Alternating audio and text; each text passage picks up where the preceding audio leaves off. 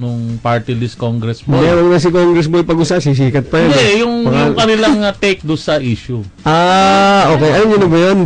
Metong yung karing kekang-ketang merong isang congressman, supposed to be kabataan party list. Ito ba yung balimbing na sinasabi? Well, hindi ko ano yan. Pero supposed to be, kabataan party list, dapat kayo or tayo ang nire-represent niya.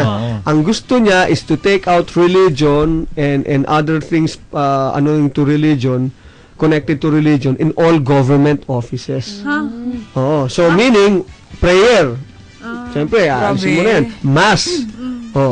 Kung ikaw man ay mga Muslim brothers natin, bawal na to yung mga siguro yung mga holiday ng whatever, anything that is religion, di ba? Payag ba kayo diyan?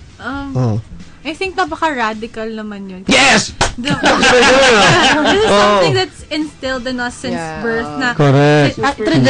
Traditional natin na yung religion natin nandyan laging present. So parang napaka-radical ng movement na yun na tanggalin kagad ka, na wala kagad. Kasi paano pa yung mga elders din? Right. Kaya lang, baka sabihin naman niya that's precisely it nga, Phil. It's just part of the tradition. It doesn't follow na if it's tradition, it's correct. Pwede niya sabihin yan. Di ba? So, anong sasabihin mo doon pag sinabi niya sa'yo yun? Bakit niya tatanggalin? Tanggalin in the first place. Sumukot na kitek. Di ba? Pero parang, ano yun, para sa hiwalay ng church and government.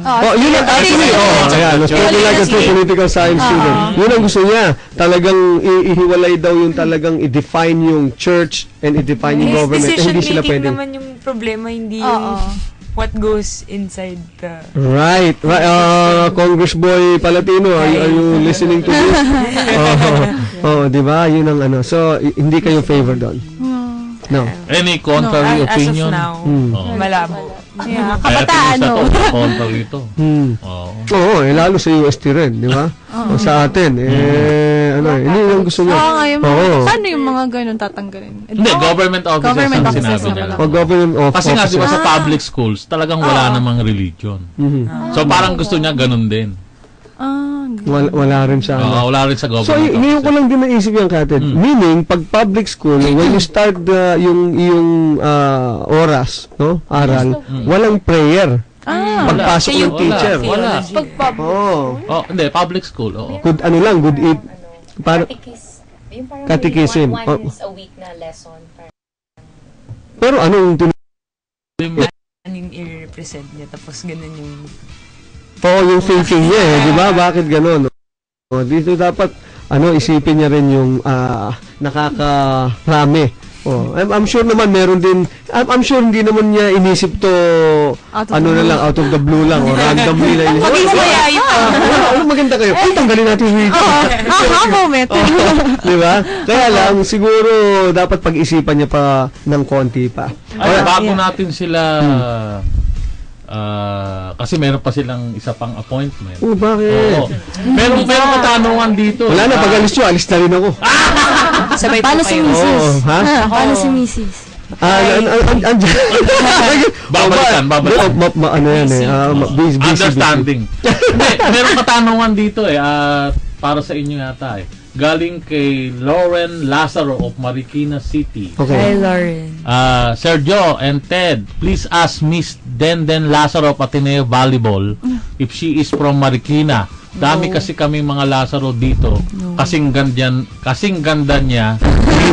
I also to their lovely MVP. Last Denden dito kasi. From Lauren Lazaro of Marikina City. Sa Paranaque po siya. Paranaque. Hindi, baka naman Paranaque siya ngayon, but yung mga Lazaros from Marikina. Well, grade school siya, CSA na, so I don't think so. Hindi, baka naman...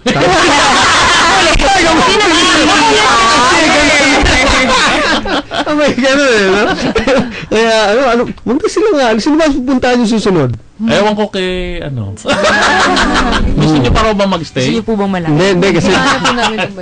Babalik na lang daw sila. Babalik Hindi, let's have you on the medyo late night show. Oo, late night. Oo, dun tayo. Oo, TV guesting na para mas... Tapos doon may sample ng kanilang Oo, call me maybe, not si Sharon, bakit maybe. Live ba? Oo, para Choreograph. Okay, sige. Sige, pagpaalam Shout out na lang to anyone and then mga greetings and messages to all your fans. Yan. Alright? I would like to say hi to all of our teammates na wala dito. Hello to everybody. And to Den, wala dapat kasama siya. And hi to Coach Roger, to Coach Parley, Ate Cha, and Sir Ricky, Sir Tony, bonus na. Joke. Hi to my family, to my mom, to my brothers, to my dad, and to my friends, to my barkada. Yun lang. Yan po si Gretchen.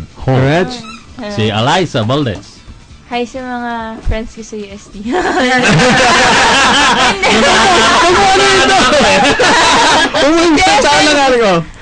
Friends ko talaga sila, like si Ate Rhea, si Ate Maru, si Mia, teammates ko sila sa pinababati rin pala kayo ni Francis Tempra Wakefield. Hi, Francis! Okay. Alam nyo sa inyo siya nag-cheer. Yeah. So, ayun. Siya sa family ko sa Batangas. Hello. Sana makauwi na ako. Taga Batangas ka ba? Saan sa Batangas? San Juan. San Juan. Uy, ganda ng mga beaches dyan. Oo, Laia. And sino pa ba? Siya sa lahat din ng sumuporta sa amin nung game, throughout, the conference. Thank you. See you next conference. Si Phil. Hi po sa mga family and friends ko, sa family ni Tech. Hello. Hi sa mga followers. Thank you po sa mga sumuporta sa Ateneo Women's Volleyball Team.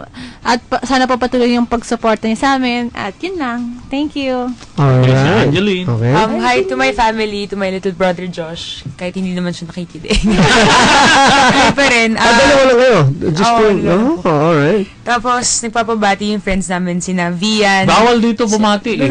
Pero sa'yo, para sa'yo lang. Si Vian, kay Miggy, tsaka kay Bennett. Hi. Hi sa mga batchmates namin sa Ateneo 2012. Nakakamiss kayo sa campus. Ayun sa mga fans. Thank you for supporting us. Ayun, next conference ulit sa July. Okay. Si G. Hi to my mom and dad and sa kapatid ko. Thank you so much. And hi to Belly, Mike, Brandon, Mark, and...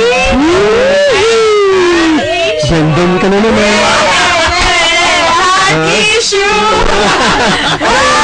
Bagay, Brandon ka na naman.